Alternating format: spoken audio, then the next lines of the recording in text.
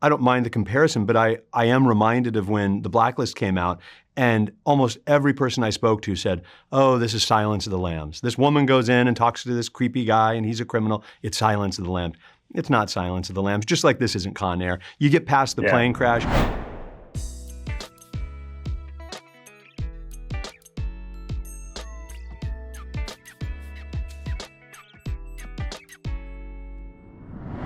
Hi, I'm Jonathan Bloomberg, writing for movies in Sweden. Hey, Jonathan, nice to meet you. The pleasure is all mine. I've finished the entire first season and loving it. Wow, and thank I'm you. a big thriller fan, so this was right up my alley. Oh, sure. great. That's fantastic to hear. Yeah, and I obviously also watched like your other shows prior to this. Yeah. The Blacklist. Loving James Spader and everything you did with him. Moving into this show where you kind of have where you're able to do a lot more because you don't have to be confined with broadcasting boundaries. What was like the main things that you felt like you had wanted to do prior, maybe, that you now were able to write for? That's interesting. I found actually the constraint. I thought when I was writing The Blacklist that it was like a cable show, right? And we ended up on NBC.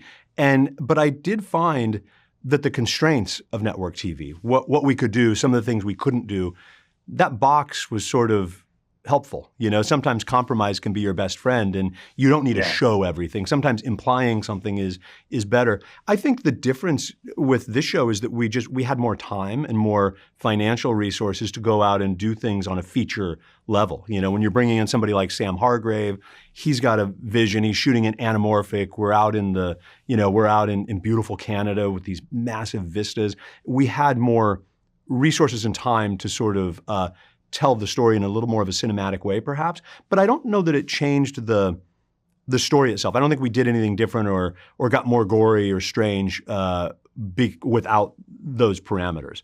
Hopefully, it's sort of in that same world, I think. Yeah, for sure.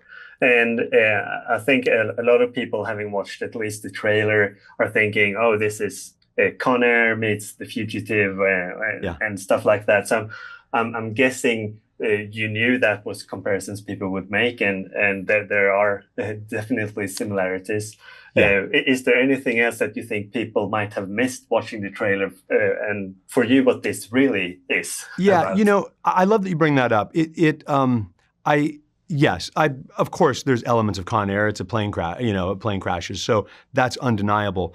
That said, I don't mind the comparison, but I am reminded of when The Blacklist came out, and almost every person I spoke to said, "Oh, this is Silence of the Lambs. This woman goes in and talks to this creepy guy, and he's a criminal. It's Silence of the Lambs."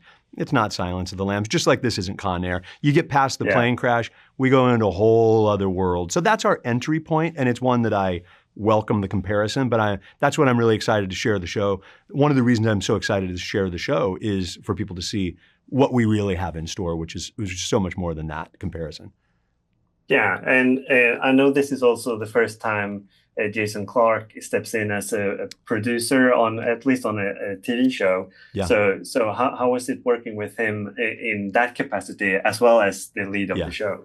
Look, Jason's fantastic. He's done it far longer than I have. He has so much experience, right?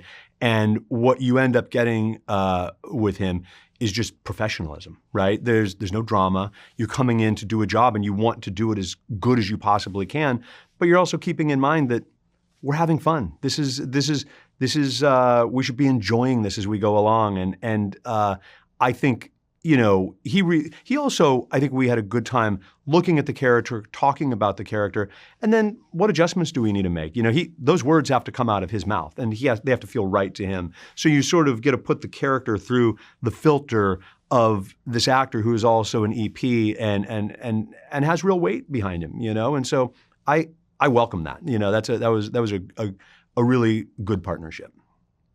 I'm glad to hear that. Yeah. And for me, as I said, I really love this first season. I do hope that we get multiple more seasons in the future. So keep the twists and turns coming. Oh, and yeah. Best of luck with the premiere. Thank you so much. It's nice speaking with you. Right back at you. Cool. Bye. Take care.